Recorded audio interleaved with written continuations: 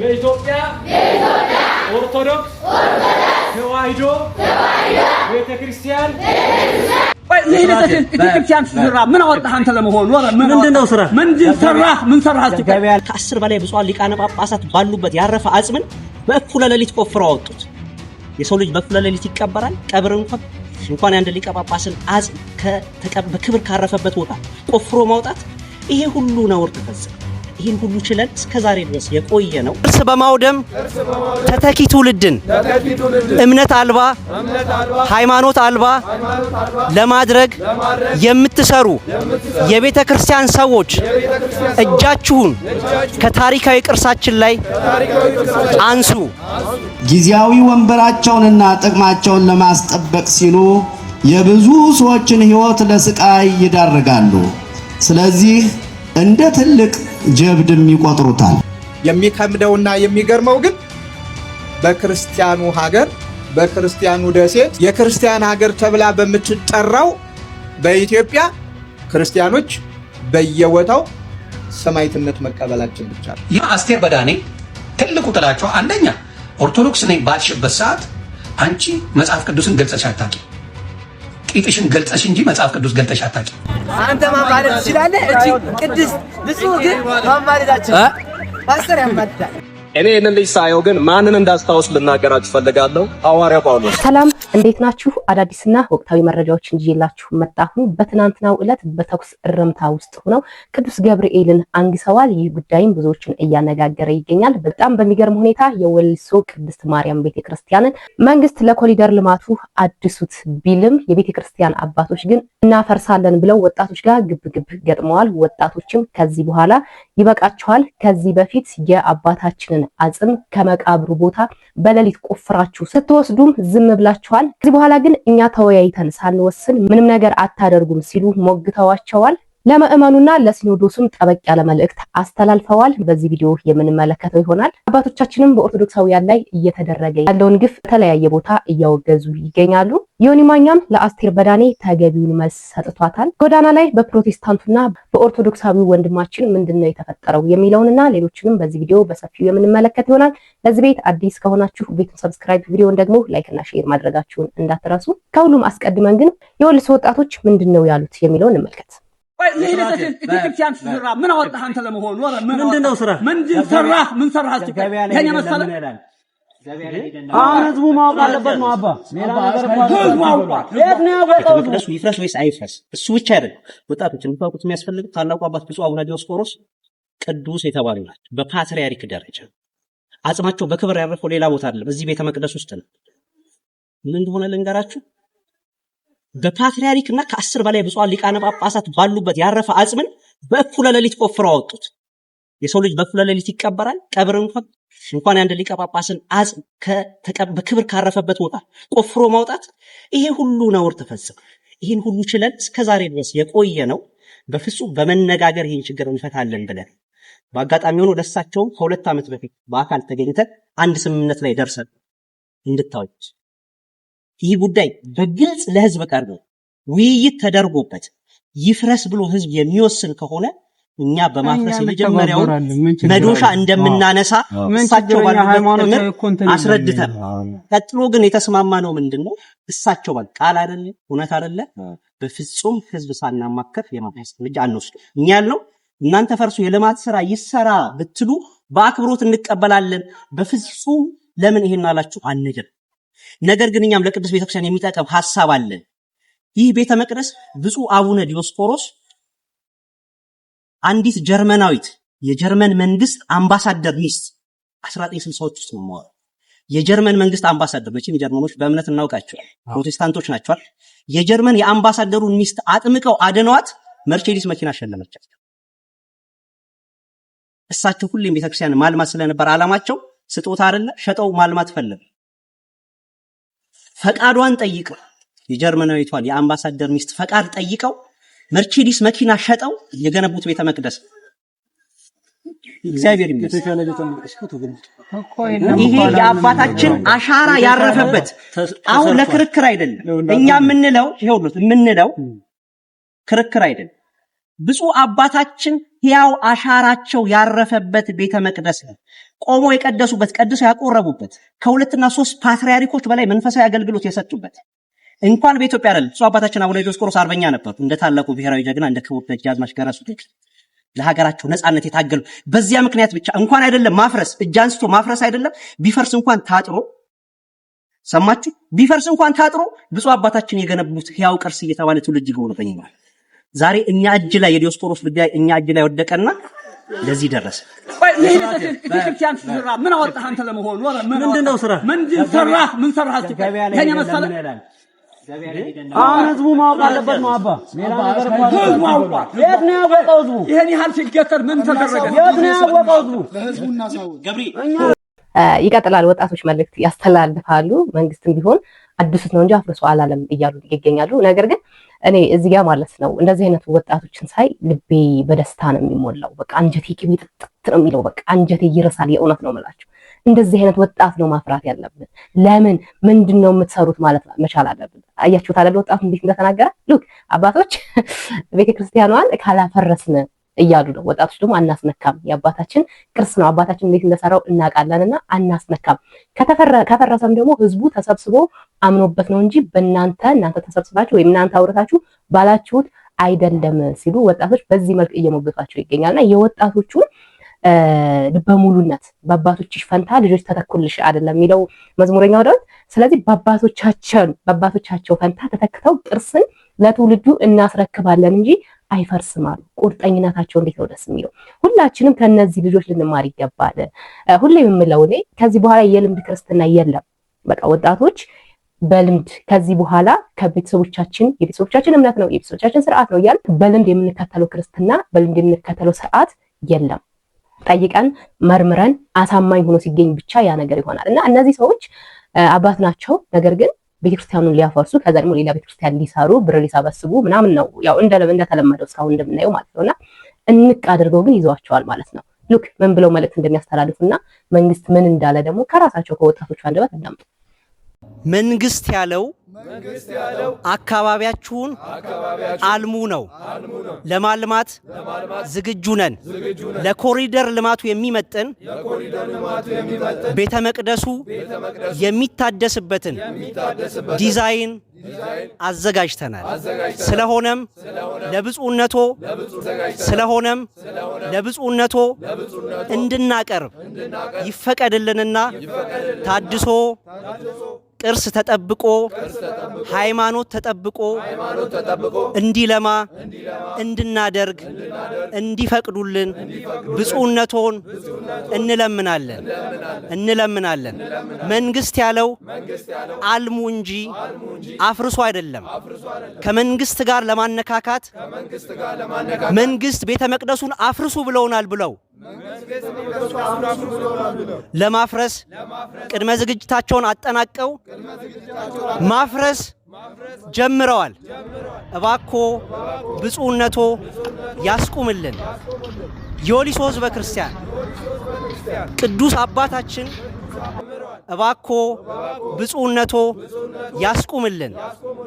የወሊሶ ሕዝበ ክርስቲያን ቅዱስ አባታችን አቡነ ዲዮስቆሮስ ያስረከቡን ቅርስ በፍጹም በቅንነት እንድንጠብቅ ጥሪያችንን እናስተላልፋለን። ቅርስ በማውደም ተተኪ ትውልድን እምነት አልባ ሃይማኖት አልባ ለማድረግ የምትሰሩ የቤተ ክርስቲያን ሰዎች እጃችሁን ከታሪካዊ ቅርሳችን ላይ አንሱ። የኛ ዘመን ወጣት የኛ ዘመን ልጆች እንደዚህ ነው መሆን ያለብን። ሁሉን ነገር ጠይቀን መጋፈጥ ያለብን ድረስ መጋፈጥ ነው ያለብንና እናም ወንድሞቼ እግዚአብሔር ይስጣችሁ። እናንተ በእውነት ለሌሎቹም አርያ ናችሁ። ለሌሎቹም ተምሳሌት ሌሎቹም እናንተን ተምሳሌት አድርገው እንደሚከተሏችሁ ተስፋ አለኝ። እኔ እንግዲህ ላግዛችሁ የምችለው ድምጻችሁን አምጥቼ ሌላ ሰው እንዲሰማችሁ ማድረግ ነውና እናንተ ተመልካቾቻችን ደግሞ የነዚህ ወጣቶች ድምጽ የሚፈልጉበት ቦታ እንዲደርስላቸው ሼር እያደረጋችሁ ተባበሯቸው። ጊዜያዊ ወንበራቸውንና ጥቅማቸውን ለማስጠበቅ ሲሉ የብዙ ሰዎችን ሕይወት ለስቃይ ይዳርጋሉ። ስለዚህ እንደ ትልቅ ጀብድም ይቆጥሩታል።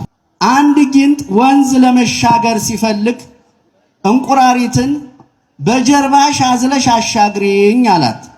ብትነድፈኝስ አለችው። ብነድፍሽ እኮ እኔም አብሬሽ እሰምጣለሁ አልነድፍሽም አላት። እሷም አምናው አዝላው ጉዞ ጀመሩ። ወንዙ መሃል ላይ ሲደርሱ ጊንጡ በኃይል ነደፋት። እንቁራሪቷም ልትሰጥም ስትል አብረን እንደምንጠፋ እያወክ ለምን ነደፍከኝ ስትለው ጊንጡም ምን ላድርግ መንደፍ ተፈጥሮዬና ባህሪዬ ስለሆነ መቆጣጠር አልቻልኩም አላት። ዛሬ በኢትዮጵያ ውስጥ ያሉ አንዳንድ የጥፋት ሰዎች ሀገር ስትጠፋና ሕዝብ ሲያልቅ አብረው እንደሚጠፉ እያወቁ ከጭካኔና ከመከፋፈል ባህሪያቸው መመለስና መውጣት አልቻሉም። እናንተ የፍኝት ልጆች ክፎች ስትሆኑ መልካም ለመናገር እንዴት ትችላላችሁ? በልብ ሞልቶ ከተረፈው አፍ ይናገራል። መልካም ሰው ከልቡ መልካም መዝገብ መልካም ነገርን ያወጣል። ክፉ ሰው ከክፉ መዝገብ ክፉ ነገርን ያወጣል እንዳለ ቅዱስ ማቴዎስ እንደጻፈልን። አሁን ላይ ሁሉም ነገር ግራ የሚያጋባ ከመሆኑም ባሻገር በምትኩ ራስ ወዳድነት፣ ጭካኔ፣ ውሸትና የሌላውን ሕይወት አጥፍቶ ሀብትና ስልጣን የማካበትና የመሰብሰብ ባህል እየሰፋና እየገነነ መጥቷል ማለት ይቻላል። በዚህ ዘመን የሀገራችን ኢትዮጵያ ወቅታዊ ሁኔታ ስንመለከት በታሪክ የምናውቀውን የጨካኙን ገዥ ተግባር በግልጽ ያስነብበናል።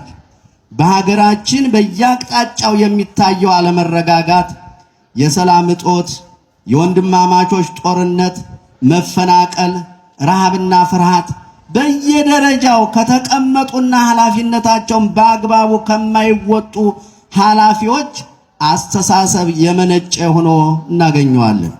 በዚህ ዘመን እግዚአብሔርን የማያውቁና የማያምኑ ሰዎች በምድራችን ላይ ስለበዙ ብዙ ንጹሐን ክርስቲያኖች ያለ ጥፋታቸው እንደ ቅዱስ ቂርቆስና ቅድስት ኢየሉጣ በእሳት ውስጥ ተጥለው በብዙ ችግር እየተሰቃዩ ያሉበት ዘመን ነው። በአሁኑ ሰዓት የሀገራችን ሕዝብ ያለበት የኢኮኖሚ ሁኔታ ልክ እንደ ፈላ ውሃ የሚያቃጥል ነው። የኑሮ ውድነትን መሰረት በማድረግ ድህነትና ረሃብ እንደ እቶን እሳት የብዙ ሰዎችን ቤት እየበላና እያፈረሰ ነው። ፍትሐዊነት በጎደለው መልኩ ሀገሪቱ የጥቂት ሀብታሞች መኖሪያና የብዙ ድሃ ሕዝቦች መሰቀያ መሆን የለባትም። በስልጣንና በገንዘብ በናወዙ ሰዎች ምክንያት በሚሊዮን የሚቆጠሩ ድሆች የዕለት ምግብ ማዘጋጀት አቅቷቸው በጭንቅ እሳት ውስጥ እየተቃጠሉ በመሆኑ ሰዎች አብዝተው ወደ እግዚአብሔር የሚመለሱበት ዘመን መሆን አለበት። ለድሃ ቸርነትን የሚያደርግ ለእግዚአብሔር ያበድራል፣ በጎነትንም መልሶ ይከፍለዋል እንዳለ ጠቢቡ ሰሎሞን። እናመሰግናለን። አባቶች ምንድነው የምትሰሩት? አባቶች ዝም አላችሁስ? አባቶች ተናገሩ የምንለው ለዚህ ነው። ይህ ማለት ግን ኮሜንታቸው ላይ ገብቼ ነበር፣ ይሄኛው ቪዲዮ የተፖሰተበት ላይ ኧረ ፖለቲካ ውስጥ አይግቡ፣ ኧረ እባክዎት ወንጌልን ይስበኩ ምናምን የሚሉ ብዙ ኮሜንቶችን አየሁኝና እንደዚህ የሚሉት ደግሞ ብዙሃኑ ኦርቶዶክስ ስለሆኑ በጣም ገረመኝ። ደግሞ ታሪክን አለማወቅ አመጣጣችንን አለማወቅም ጭምር ነው። ምክንያቱም አባቶቻችን ወንጌልን እየሰበኩ ፍትህ ሲጓደል ድሃ ሲበደል ግን ትክክለኛ ፍርድ ይፈርዱ ነበረ፣ በእነሱ በሚችሉት አቅም ማለት ነው። ዮሐንስ አፈወርቅን ማስታወስ እንችላለን። ዮሐንስ አፈወርቅ ድሃይቱ ስትበደል ንግስቲቱ ድሃዋን የበደለቻትን ንግስት ቤተ መቅደስ እንዳትገባ ገዝተዋትም ጭምር ነበር።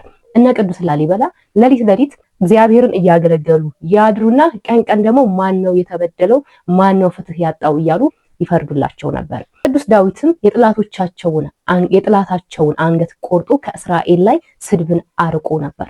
አባቶቻችን እንደዚህ እያደረጉ ነው የመጡትና እኚህ አባት ወይም ሌሎችም አባቶች ሲናገሩ ኧረ ፖለቲካ ውስጥ ገባችሁ የምትሉ ኦርቶዶክሳውያን ስነ ስርዓት ያዙ። ሌሎቹ ተላላኪዎች ናቸው። ሌሎቹ አባቶቻችን ለማሸማቀቅ አባቶቻችን አሳልፈው ለመስጠት ሆን ብለው ተልከው የሚያደርጉት ናቸው። ዛሬ ደግሞ ገዳዮቻችን ምን ብለው እንደሚገሉንም ቅጡ ጠፍቶብናል። ክርስቲያኖች ከዋሉበት እንዳያድሩ ካደሩበት እንዳይውሉ መከራ ስቃይ ይበዛባቸው እንደነበረ ሁሉ ዛሬም እኮ ዘመነ ሰማዕታት እየመጣ ነው ብንል ማጋነን አይደለም። እንደው ቀጥታ አዋጅ ተብሎ አለመታወጁ ካልሆነ በስተቀር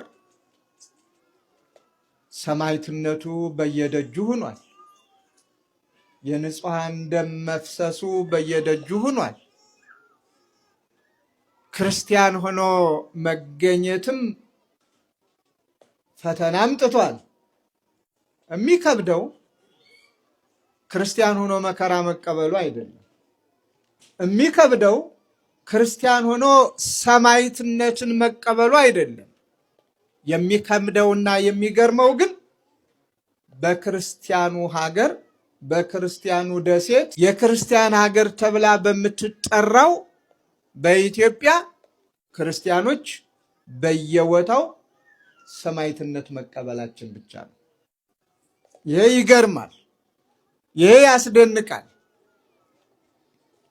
ምክንያቱም በሌላው ክርስቲያኖች ሰማዕትነትን ተቀበሉ ስንል ለጣዖት ስገድ አልሰግድም፣ እኔ የማመልከውን አምልክ አላመልክም፣ የኔን ሐሳብ ተቀበል፣ ከክርስትና ውጭ አልቀበልም፣ እማመልከው ሰማያትንም ምድርንም እኔንም አንተንም የሚታየውንም የማይታየውንም የፈጠረውን እግዚአብሔርን ብቻ ነው በሚል ነበር።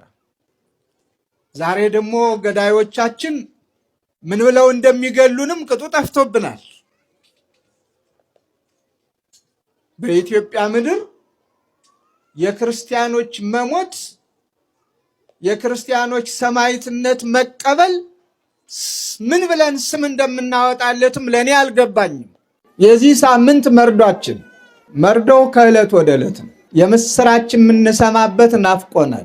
ጦርነት፣ ዋይታ፣ ስደት፣ ሞት በቃ የሚባልበት ናፍቆናል። ብዙ ካህናት ሕይወታቸው አለፈ በቤተ መቅደሱ። ብዙ እናቶቻችን ሕይወታቸው አለፈ። በገጠር የለ፣ በከተማ የለ፣ በገዳም የለ፣ በየትኛውም ቦታ ሞት ነግሷል። እኛም ቀናችን እስከሚደርስ ነው የምንጠብቀው። አንድ ቀን ለእኛም ይደርሳል። በዚህ አይነት መልኩ ምንም ይቀራል ብለን አናስብም። የመርገም ልጆች የማያምኑ ውድቀታችንን የሚፈልጉ በአንተ አምላክነት የሚቀልዱ የታለ አምላካቸው እንዳይሉን መቼ ነው በቃ የሚለን እግዚአብሔር? አይቀልዱብን፣ አይሳለቁብን። ህልውናህን ግለጽ፣ መኖርህን ግለጽ፣ ትዕግስትህ ይብቃ።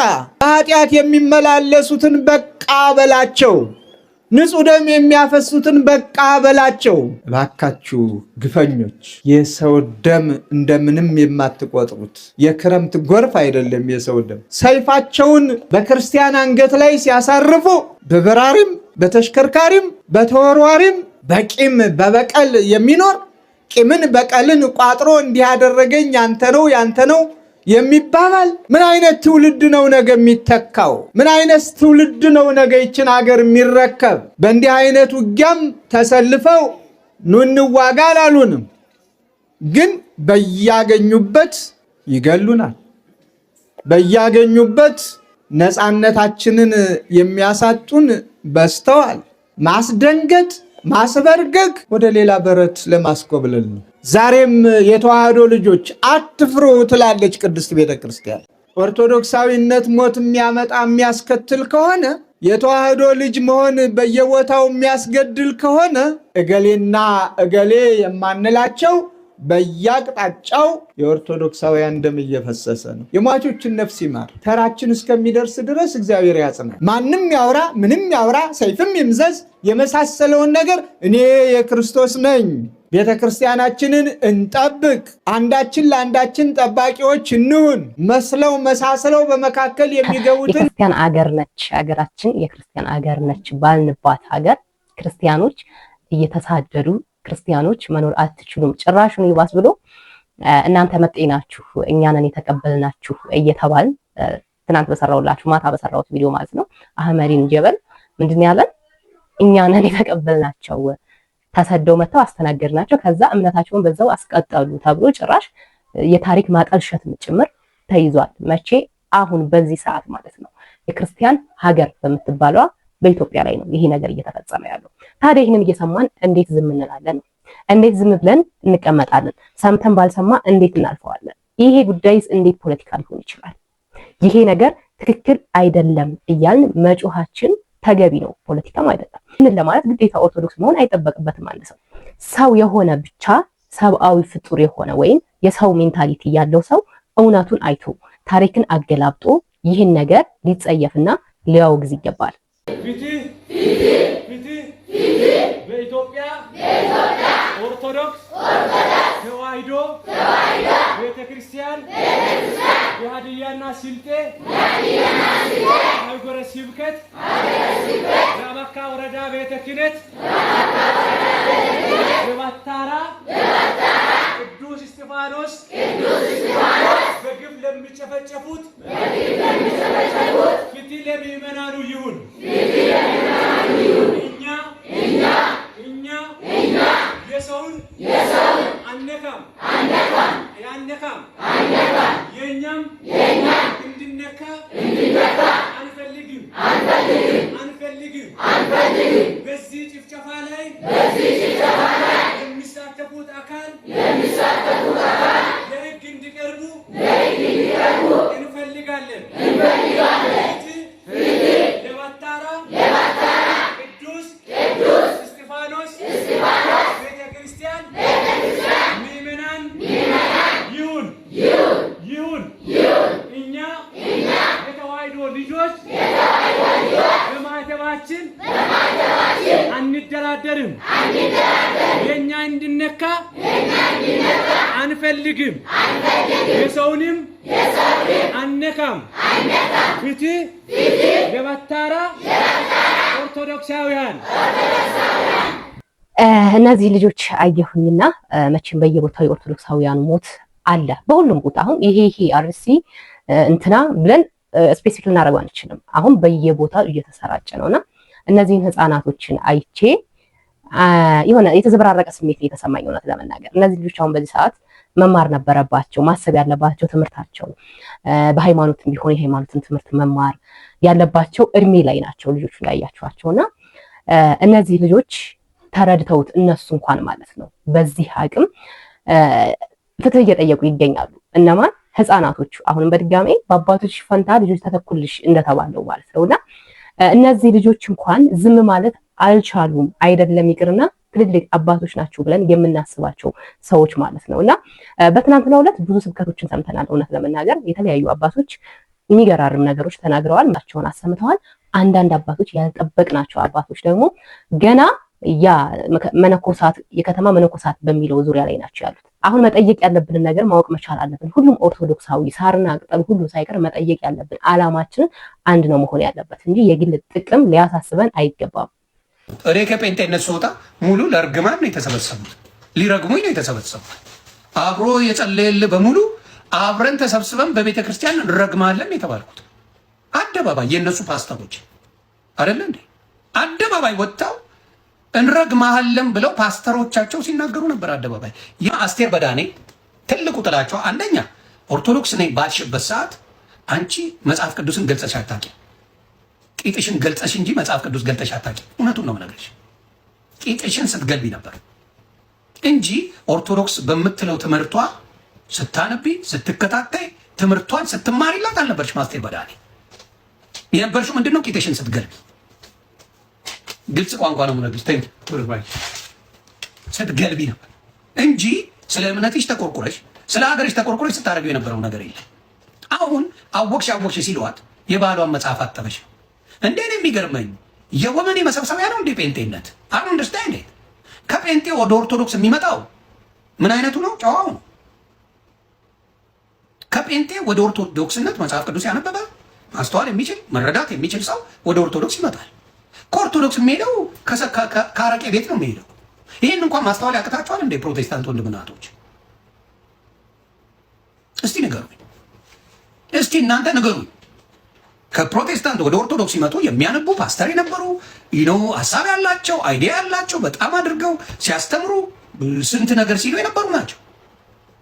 ከኦርቶዶክስ ወደ ጴንጤ የምትባለው ግን ከአረቄ ቤት ነው ሄደው፣ ወይ ከጠጅ ቤት ነው፣ ወይ ዘፋኝ ነበረ፣ ወይ የሆነ ዱቄት ነበረ። ስለዚህ ይህንን እንኳን ማስተዋል አልቻሉ፣ ማስተዋል እንኳን አልቻሉም። ይሄ አሁን አስቴር በዳኔ የምትባል ወመን የነበረች ሴት ነው። ከራሷ ታሪክ ነው የምናገረው፣ እኔ አይደለም ማውራው። ወንድ የማይበቃት ሴት ነበረች። ራሷ ካለችው ስለ ታሪኳ ስታወራ በተናገረችው ነገር ነው የምነግርህ። ከዛ ሆነሽ ሄደሽ ኦርቶዶክስን መወንጀል አይከብድም እንዴ? ምን አረገች ኦርቶዶክስ?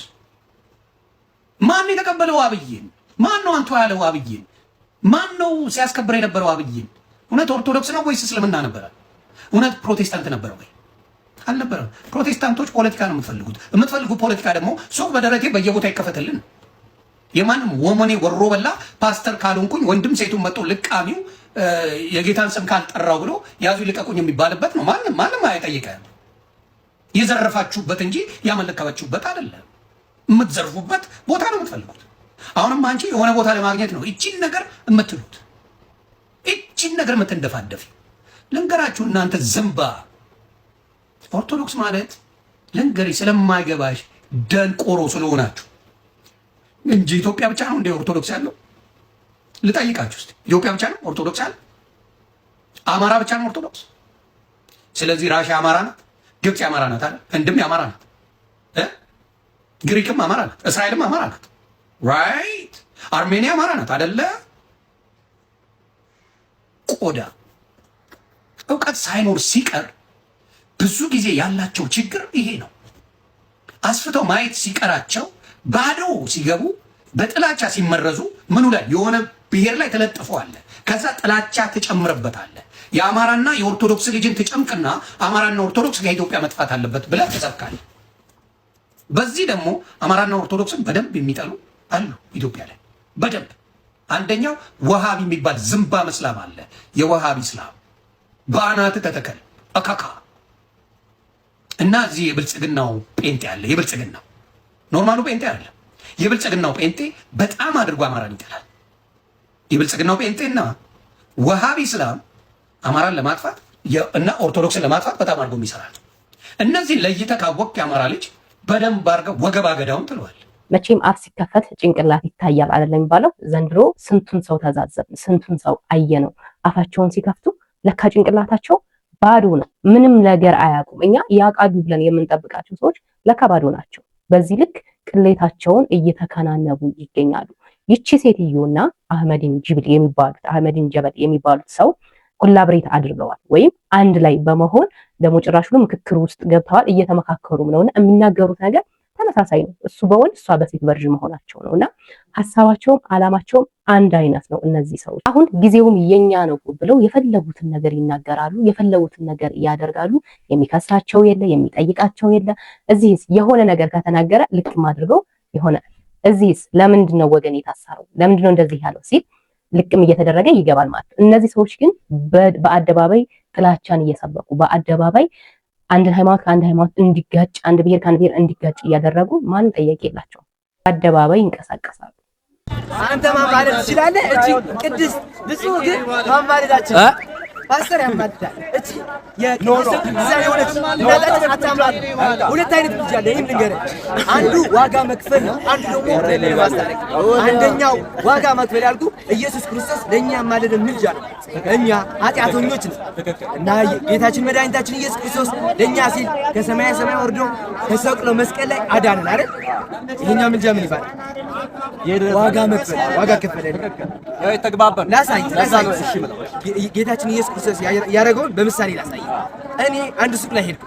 አንድ ሱቅ ላይ ሄጄ ከባለቤቱ ጋር እቃ ወይም ምግብ አዘዝኩኝና ምግቡን በላው በልቼ ሂሳብ ሲጠይቀኝ ሂሳብ የለኝ ከባለ ሱቃ እየተጣላን ያለ አንተ መጣህና ሂሳቡን ሰጠህ አስታረከናል። ይሄ አንተ ለኔ ምን አረክልኝ? አስታረክልኝ አማለድከኝ አይደል? ብቻ ነው ይሄ ዋጋ ከፈልክልኝ። አዎ ጌታችን መድኃኒታችን ለኛ እንዲህ አድርጎ ዋጋ ከፍሎ አማለደ።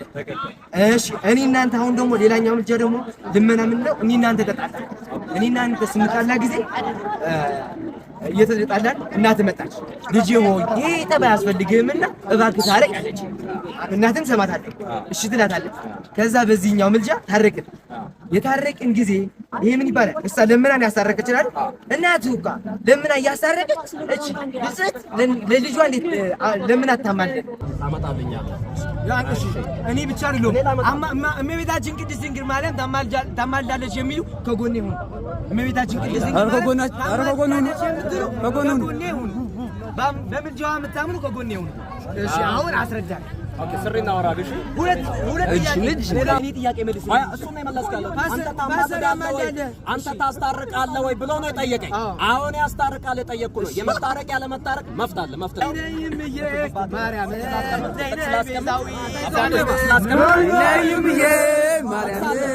ነይ ቤዛዊት ዓለም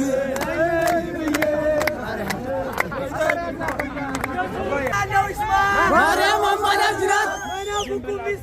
ማርያም አማላጅ ናት። ጆሮ ያለው ይስማ። ማርያም አማላጅ ናት። አማላጅ ድንግል አማላጅ። እኔ ይህንን ልጅ ሳየው ግን ማንን እንዳስታውስ ልናገራችሁ ፈልጋለሁ። ሐዋርያው ጳውሎስ ለሃይማኖቱ በጣም ቀናተኛ ሰውራት ስብሪት ለሃይማኖቱ ብሎ መገደል ካለበትም ይገድላል። ለምሳሌ እስጢፋኖስን ሳይቀር ሲገደል ሐዋርያው ጳውሎስ ነበር። ለምን? ለሃይማኖቱ ከመቅናቱ የተነሳ ከቅናት የተነሳ ነው ያንን እያደረገ ያለው። ሐዋርያው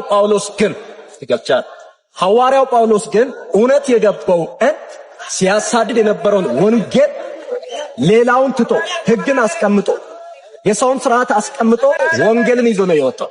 እኛ አሁን ወንጌልን ነው ይዘን የወጣው። እሱ የገባውን ማርያም ናት አማላጅ መሰበክ ያለባት ማርያም ናት እያለ አደባባይ ላይ ወጥቷል። ቤተ እምነታችሁ እንደዛ ከፈቀደ እናንተ ስበኩ። እኛ ደግሞ ከሐዋርያቱ የወሰድነው ምንድነው? የኢየሱስን ትምህርት ነው። ምክንያቱም የኛ ቤተ እምነት በሐዋርያትና በነቢያት ላይ የተመሰረተ ስለሆነ እኛ መሰበክ ያለበት አማላጅም አስታራቂም መድኃኒትም ኢየሱስ ነው ብለን ወጥተን እኛ መጽሐፍ ይዘን ኢየሱስ ነው የምንሰብከው። ወንድሜ ደግሞ የያዘውን ይዟል። እሱ መፍቱ ነው። ሰው ሁሉ የራሱ የሆነ መፍታት። እውነታው ይሄ ነው። እዚህ ላይ ጎዳና ላይ ነው እንዳያችሁት። የኛው ልጅ ያስረዳበት መንገድ አሪፍ ነው፣ ጥሩ ነው።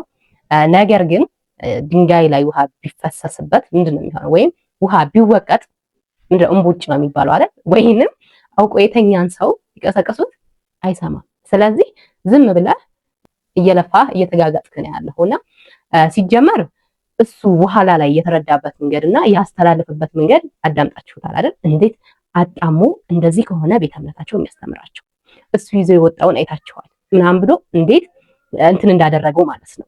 የልጁን ሁኔታ በራሱ በቀነስ በሚፈልጉት ወይና እኛ ምን አይነት ሃይማኖት እንዳለን እሱ ወይም እሱ የሚከተላቸው አካላት እንዲኖራቸው ያለውን እይታ እኛ ጋም ሆነው አንዳንድ ሰዎች መቼም ሊያኮበልሉ የተዘጋጁ ሰዎች ሊኖሩ ይችላሉና ለነዛ ሰዎች ደግሞ ቆንጆ እይታ ቁጭ አድርጎ እንደዚህ ነው የነሱ ሃይማኖት ብሎ በሱ ወይ ገለጸው ማለት ነው። ታዲያ በዚህ ሰውዬ አነጋገር ብዙዎች እንደሚስቱ አልጠራጠርም። በዚህ ሰውዬ አነጋገር እዛ ያሉ የሱ ቤት እምነት ተከታዮች ደግሞ እንዴት እንደሚፈነጭሉ ግልጽ ነው ማለት ነውና እዛም በየመድረካቸው የሚሰብኩት ስለሆነ ማለት ነው። እና ወንድማችን እኔ ማስተላለፍ የምፈልገው ለዚህኛው ወንድማችን ነው። ለምን አትተውም ማለት ለምን አንተ አትተውም? በቃ ፍታ አንተ ምንም እኔ አይታየኝም ለኔ ማለት ነው። እንግዲህ እናንተ ሀሳብ አስተያየታችሁን ኮሜንት ላይ ማስቀመጥ ትችላላችሁ። እኔ ግን የዚህ ልጅ እንትኑ አይታየኝም ማለት ምንድነው ለኔ ምንም ሴንስ የሌለው ነገር ነው ልጅ እያደረገ የሚመስለኝ ለኔ ማለት ነውና እናንተ ምንድነው ይሄ?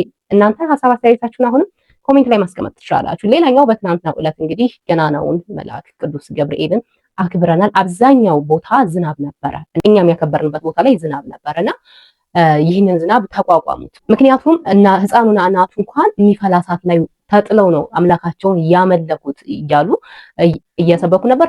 ህዝቡም ይህንን ነው ያስመሰከረው። አልተንቀሳቀሰም። ዝናቡ ዘንቦ ሲጨርስ የሚገርም ደግሞ ጠራራ ፀሐይ ወጣ። ዝናብም ፀሐይም እየተፈራረቀበት ቅዱስ ገብርኤልን አከበረ። እናም የደብሩ አስተዳዳሪ እውነት በጣም ነው የምናመሰግናችሁ ብለው መሰከሩላቸውና የሚገርመው ነገር ግን እኛ ዝናብና ፀሐይ ነው ተፈራረቀብን ያልነው አይደለ? የጥይት ድምጽ ወይም የጥይት ጋጋታ እየሰሙ ያከበረዋል። እሱን እንመልከት።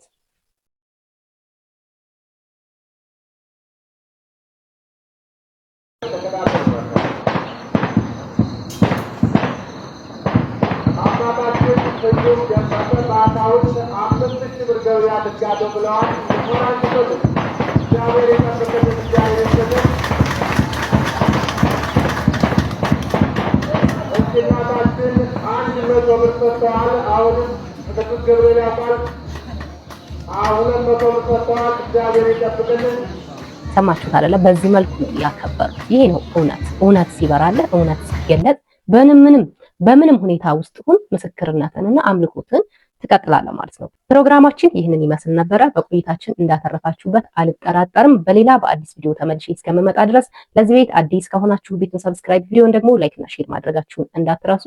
እግዚአብሔር አምላክ ኢትዮጵያ ሀገራችንና ኦርቶዶክስ ሃይማኖታችንን ይጠብቅልን። ቸር ቆዩ።